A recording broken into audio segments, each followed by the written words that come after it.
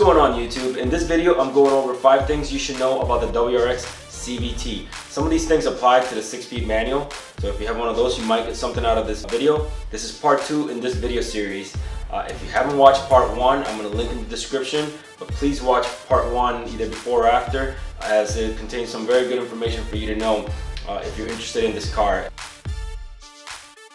The vehicle dynamics control system of the car has this neat little feature called active torque vectoring, and I'm using it right now, although you'll never know it because this little feature happens without any user input, and there's no indication that it's happening. And what the car's doing is whenever you're coming around curves like this, the car's applying very slight brake pressure to the front inside tire. So in this case would be that tire over there, and it'll prevent understeering.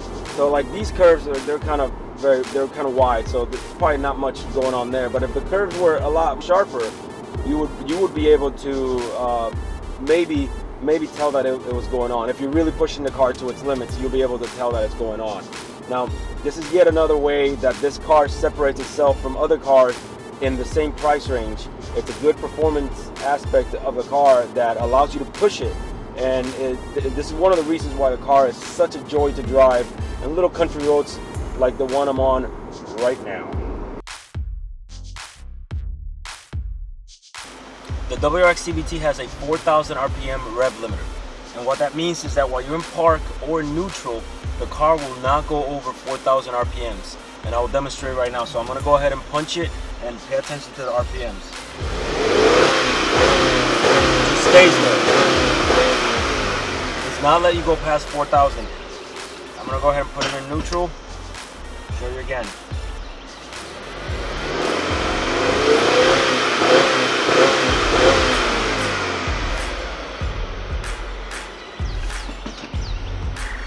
So this is a safety feature so that you don't accidentally put the car in drive or reverse while the RPMs are pretty high, so you don't damage your transmission.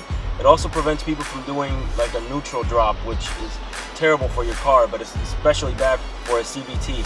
In order to prevent that from happening and prevent damage to the transmission, Subaru put the 4,000 RPM rev limiter. Now it's important to know that that doesn't mean the car can go past 4,000 RPMs, obviously. That's only in park and in neutral.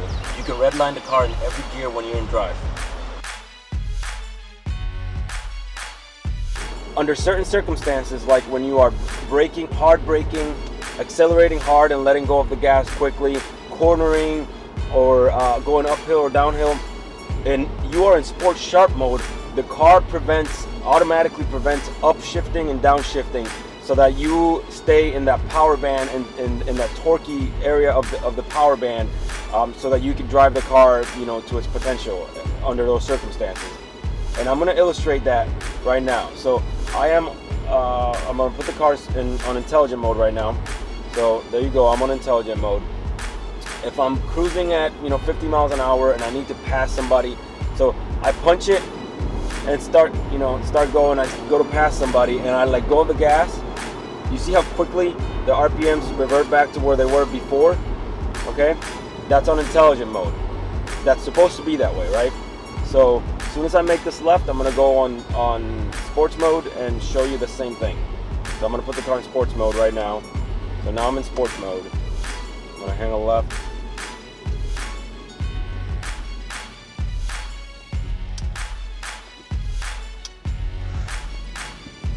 Alright, so again, I'm going to go cruising, right? I'm cruising, and let's say I want to go past somebody, alright? So I'm going to hit the gas hard, and then I'm going to abruptly let go of it. There we go. And I let go. Again, it doesn't do it quite as bad, but it does go back pretty quickly. Alright? That's sports mode. In sports sharp mode, the car prevents upshifting almost completely until you're ready for it. So let me put it on sports sharp mode right now. Alright, so I'm cruising right now. I'm going 40 miles an hour and I want to hit the gas to pass somebody or something. I'm going to go ahead and do the same thing, and I'm going to abruptly let go and watch the RPMs. I'm letting go. You see how they hang? They stick around. That's supposed to be that way because the car's acting like it was an 8-speed manual. And the same way that you would pass somebody and be in the gear that you want to be in when you pass it, when you would downshift to pass somebody in a 6-speed manual, and then you would decide on your own when you wanted to upshift. That's exactly what's happening when the car is in Sport Sharp mode. The car is not automatically upshifting, and it's letting you do it. So if you pass somebody and you want to upshift, that's fine. You can always just upshift with the paddle shifters on your own. But the car's preventing that upshifting so that you stay in that torquey area of the power band. That's by design. That's yet another way yet another feature that Subaru built into the Sport Sharp mode to give you that feel that you're driving a 6-speed manual, and it's actually quite awesome.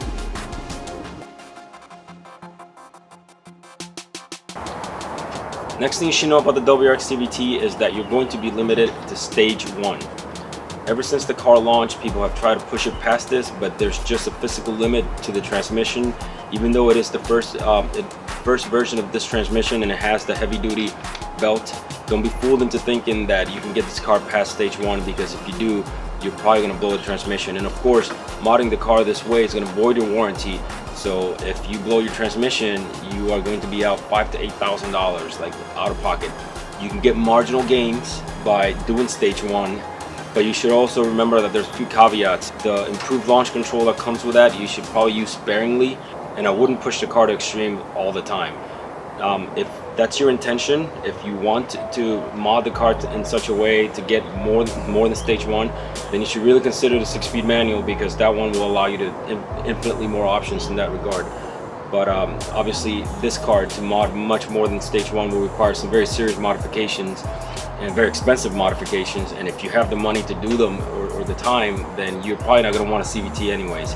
So just keep that in mind. If that's what you want, if you're not happy with the power of the car as it comes stock, then you should consider the 6-speed manual.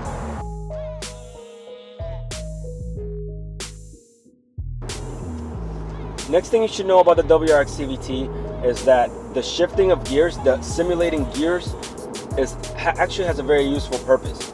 So the car obviously does not have to simulate gears, because it has a continuously variable transmission that can simulate an infinite amount of ratios, right? So the car doesn't have to simulate anything. The car can just go to whatever RPM range it wants to be, and it can keep it there regardless of your speed, right? So that is the benefit of the CVT. The problem with that is that it takes away from the input of the driver, like considerably. So the way that Subaru did away with that is by giving the power back to the driver by having the car, 1, in Sport Sharp mode simulate the 8 gears, and 2, having the ability to change to any one of those gears when you're on automatic mode, or I'm sorry, manual mode. The car, when you're in any one of those gears, in automatic mode, in Sport Sharp mode, or sports mode, when you're in any one of those gears, the CVT is not acting like a CVT. The CVT is literally going to a very specific point in the continuum and staying there. This is the reason why you can punch it when you're in any one of those gears and redline the car all day long. The transmission is not actually shifting, it's just staying in one spot. So the only way to not have that happen, to not have the car go into these steps, is to use launch control. And launch control, the car goes to like 5,500 RPMs, I think, and stays there regardless of your speed. So all you do is floor the car, and the car is just going, and it's just staying at 5,500 RPMs the entire time. That's the only way not to do it. But to drive the car in a spirited way, you need to either put the car in Sport Sharp mode and let it shift to those 8 points, or put the car on manual mode and shift yourself. So when you put it in any one of those simulated gears, you can go to exactly the sweet spot that you like and keep the car there. By doing that, you can very, very accurately replicate the performance of a manual transmission. Yes, of course, you're not having to push in a clutch and shift the car. Of course, you're not doing that.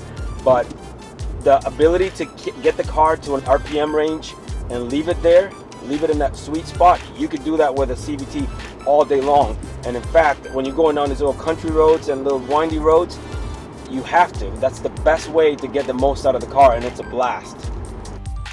So that's it for this video. I hope you got something out of it. If you did, please give the video a thumbs up. In my next video, I'm doing a 10,000 mile review of the WRX CVT. So if you're interested in that or other general car maintenance videos, please subscribe to my channel. I am posting the schedules of the videos I'm making on my social media accounts. I'm also posting other stuff that I'm not gonna do videos about there. So if you're interested, the link will be in the description.